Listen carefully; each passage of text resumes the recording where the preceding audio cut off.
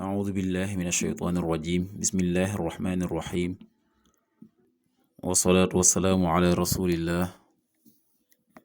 سيدنا ومولانا محمد وآله وصحبه ومن والاه السلام عليكم ورحمة الله وبركاته mbokk yi ñoo ngi leen di nuyu di leen ziyaara di leen balu xaq te di leen bal xaq di leen ñaanal jàmm waaye itam di sàkku ci ngeen ñaanal nu ko di ñaan nit borom bi tabaraka wa taala mu defal nu tawfiq boo nit defal ndimbal bokki nu dikkaat ak yéen ci xadiisu bis bi mu di xadiisul yawm ni ki ni ko baaxoo di ànd ak yéen bis bu jot seen mbokk Cheikh Mbaye Seck di ko ànd ak yéen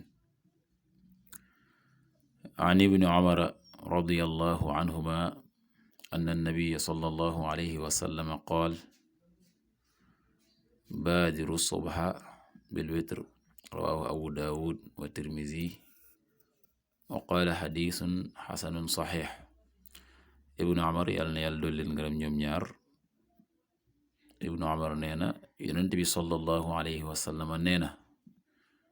baadiru njëkkante leen asubha suba ga bil witr ci witr muy na ngeen njëkkanteeg jullik suba gi balay jot ci ngeen def witr mi xadis boo xam ne daf ñuy soññi nga jàngale ci lu nu yeexa def witr gi ba ci mujj ga bu boobaa itam teewul nañu njëkkanteeg moom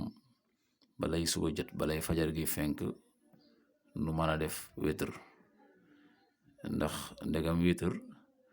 ni nu ko jàng nga xam ne man koo julli ci njëlbeenu guddi gi man koo julli ci digg bi man koo julli itam ci mujj gi kon bu fekkee ne dañu ko yeexe ba nga xam ne ci mujj ga la boobaa nañu gaawantu def ko balaa fajar gi fenk moo tax yonent bi sallallahu alayhi wa sallam ne baadiru subha bil witri ngeen njëkkanteeg suba ga ci witr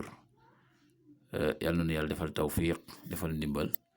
in uridu ila al islaha ma stata'tu ma tawfiqi illa billah wassalaamu alaykum wa rahmatullahi wa barakatuh